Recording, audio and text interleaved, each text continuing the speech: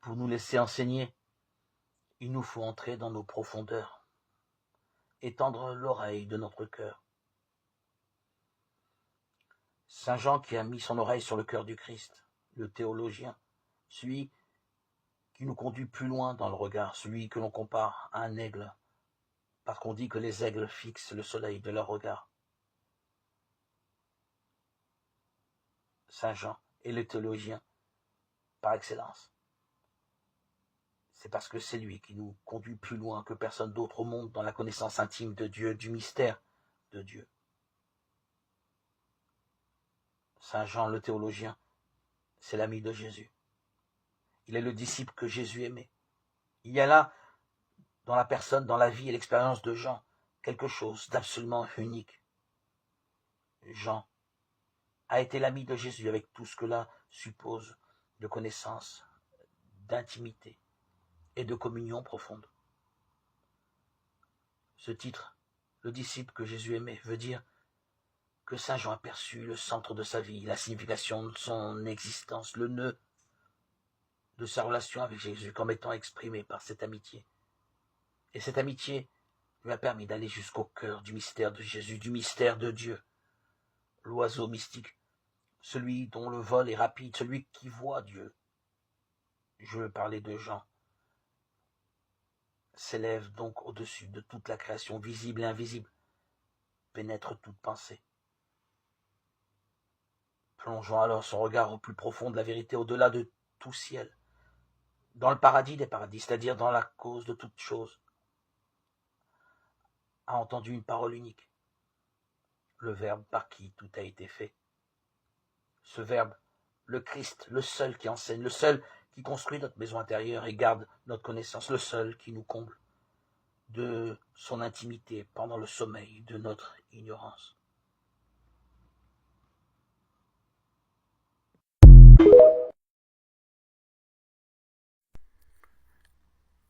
Paul a séjourné en Corinthe entre 50 et 53 de notre ère, Actes 18 à 18. Il a fondé ainsi la première église de cette grande ville portuaire de Grèce. Peu après, vers 54, alors qu'il est à Éphèse, il rédige cette longue lettre aux Corinthiens, alertés par divers sujets alarmants. Parce qu'ils sont immergés dans la culture grecque, plusieurs Corinthiens pensent que le salut de Dieu est à rechercher dans un savoir supérieur ou une sagesse. Après les salutations d'usage, Paul rend grâce à Dieu. Chapitre 1, 1, 9. Il introduit le thème de l'union avec le Christ, sur lequel il va revenir. Suivent divers développements. Dans le premier, il part des divisions dans la communauté, 1, 10, 4, 21. Selon lui, elles viennent de fausses idées.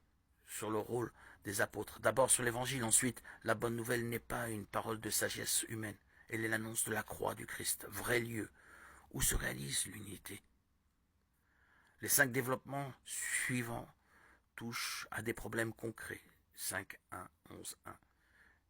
Il est question d'un cas d'inconduite conjugale, de recours aux tribunaux, de fréquentation des prostituées, du choix entre mariage et célibat, d'achat de viande sacrifiée aux divinités païennes. Fascinés par les questions de spiritualité, les Corinthiens dédaignent le corps et le quotidien. Ils deviennent soit très laxistes, tout m'est permis, soit trop austères, usant mal de la liberté offerte par le message du Christ.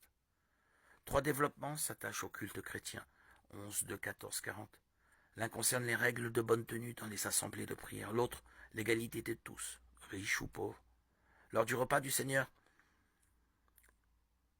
le 3e vise la diversité des dons de l'esprit, c'est l'occasion d'un magnifique éloge de l'amour, 13, 1, 13.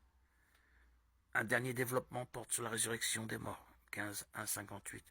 Commencé par une profession de foi en Jésus mort et ressuscité, il se termine en évoquant la transformation qui attend les croyants à la fin des temps.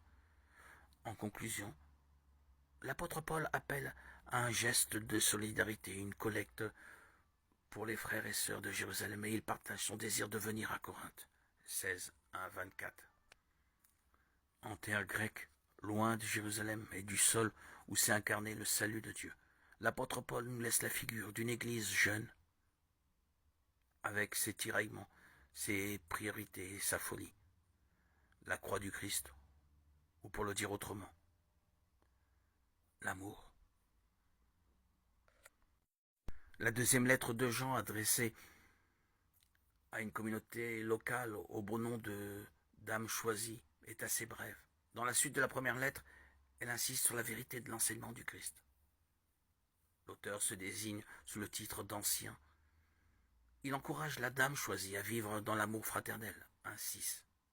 Et il invite ses enfants à s'écarter des imposteurs qui refusent de proclamer que Jésus-Christ est réellement devenu homme, 7, 11. Il termine en annonçant sa visite et en transmettant les salutations de sa propre communauté. La deuxième lettre de Jean nous invite à réfléchir sur l'amour fraternel. Par rapport à la première lettre, elle précise ainsi qu'aimer quelqu'un ne consiste à pas approuver tout ce qu'il pense ou dit. Aimer quelqu'un, c'est aussi ne pas le saluer, c'est-à-dire ne pas se solidariser avec ses idées, ses paroles ou ses actes. Par ailleurs, nous pouvons nous poser la question, notre foi est-elle en accord avec la foi de toute l'Église que nous fréquentons? Qu'est-ce qu'un ancien? Dans la première lettre à Timothée et dans la lettre à Tite, les anciens sont avec d'autres, au service d'une communauté. Ici, l'ancien semble être le responsable principal. Sa façon de s'exprimer montre que d'autres communautés lui reconnaissent une forte et bienveillante autorité. Ni son identité réelle, ni celle de la Dame choisie ne sont données. Mais on peut rapprocher la deuxième lettre des deux autres et les inscrire dans le sillage de l'évangile de Jean. Nous touchons la vie de communautés chrétiennes dans l'Asie mineure, la Turquie actuelle, vers la fin du 1er siècle.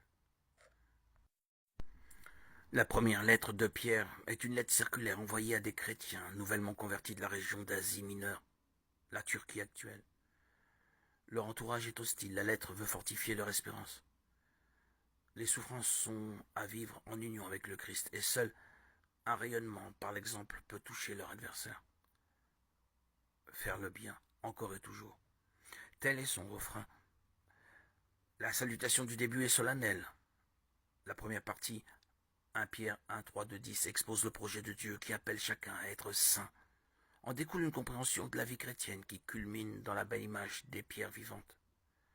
La deuxième partie de 11, 3, 12 conseille des attitudes exemplaires fondées sur le Christ de façon à être un bon citoyen, un bon esclave ou une bonne épouse.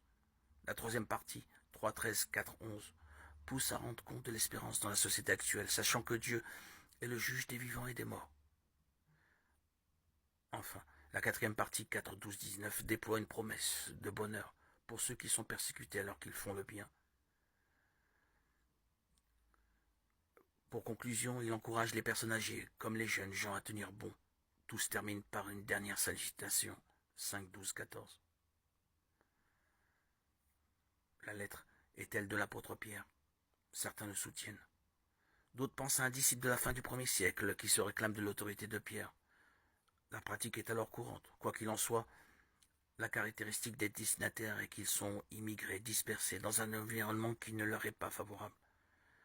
Or, cette situation devient le lieu de la grâce de Dieu. En effet, plongés dans ce monde, ils peuvent montrer leurs différences et témoigner de l'Évangile, la bonne nouvelle de Dieu. Certes, l'appel à faire le bien paraît aujourd'hui marqué par un certain conformisme social. D'autres conformismes les ont remplacés. Nous sommes invités à faire bouger les lignes de la société par l'exemple et l'amour fraternel. Le regard fixé sur le Christ. C'est le Christ qui donne du sens aux difficultés traversées, à notre bonne conduite, à notre espérance. L'auteur définit alors l'Église par une image originale, établie sur le Christ, pierre vivante rejetée. Les chrétiens sont les pierres vivantes d'un édifice spirituel. Dans la suite du peuple d'Israël au mont Sinaï, ils forment la lignée choisie, la communauté royale de prêtres, la nation qui appartient à Dieu. Le peuple qu'il a fait sien. Ils sont les témoins auprès des êtres humains de l'amour de Dieu. Au bout de 3 mois, nous avions repris la mer à bord d'un navire d'Alexandrie, le Castor et Pollux, qui avait passé l'hiver dans l'île. Nous avons abordé à Syracuse et nous y avons passé 3 jours. En suivant la côte, nous sommes parvenus à Reggio.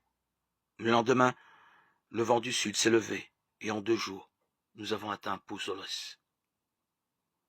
Nous y avons trouvé des frères qui nous ont invités à passer la semaine chez eux. Voilà comment nous avons gagné Rome. De la ville, les frères, qui avaient entendu parler de nous, sont venus à notre rencontre jusqu'au village du marché d'Appius et des 3 tavernes. En les voyant, Paul rendit grâce à Dieu et il reprit courage. À notre arrivée à Rome, il reçut l'autorisation d'habiter en ville avec le soldat qui le gardait. 3 jours après, il fit appeler les notables de la communauté juive. Quand ils arrivèrent, il leur dit « Frères, sans avoir rien fait contre notre peuple et les règles reçues de nos pères, j'arrive de Jérusalem comme prisonnier, livré aux Romains. Après m'avoir interrogé, ceux-ci voulaient me relâcher puisqu'il n'y avait dans mon cas aucun motif de condamnation à mort. Mais devant l'opposition des Juifs, j'ai été obligé de faire appel à l'empereur sans vouloir pour autant accuser ma nation. C'est donc pour ce motif que j'ai demandé à vous voir et à vous parler, car c'est à cause de l'espérance d'Israël que je porte ces chaînes. » Ils lui répondirent « En ce qui nous concerne, nous n'avons reçu ni lettre de Judée à ton sujet, ni visite d'un de nos frères rapportant ou disant du mal de toi. Nous souhaitons pourtant apprendre de toi ce que tu penses, car nous avons été informés que cette secte est contestée partout. » Lui ayant donc fixé une date, ils vinrent le voir, en plus grand nombre, là où il logeait, du matin jusqu'au soir, et d'exposer son témoignage sur le royaume de Dieu. Et il s'efforçait de les convaincre au sujet de Jésus, en parlant de la loi de Moïse et des livres des prophètes. Les uns se laissaient convaincre parce qu'ils disaient, les autres refusaient de croire. Comme ils n'arrivaient pas à se mettre d'accord, ils s'en allaient quand Paul leur adressa cette unique parole. Il a bien parlé, l'Esprit Saint, quand il a dit à vos pères par le prophète Isaïe, « Va dire à ce peuple, vous aurez beau écouter, vous ne comprendrez pas, vous aurez beau regarder, vous ne verrez pas. Le cœur de ce peuple s'est alourdi. Ils sont devenus durs d'oreilles, ils se sont bouchés les yeux, pour que leurs yeux ne voient pas, que leurs oreilles n'entendent pas, que leur cœur ne comprenne pas, et qu'ils ne se convertissent pas, sinon je les aurais guéris. Sachez-le bien, c'est aux païens que le salut de Dieu a été envoyé. Eux, ils écouteront. » Paul demeura 2 années entières dans le logement qu'il avait loué. Il accueillait tous ceux qui venaient chez lui. Il annonçait le règne de Dieu et il enseignait ce qui concerne le Seigneur Jésus, Christ, avec une assurance totale et sans rencontrer aucun obstacle. Actes des Apôtres 28, 11, 31.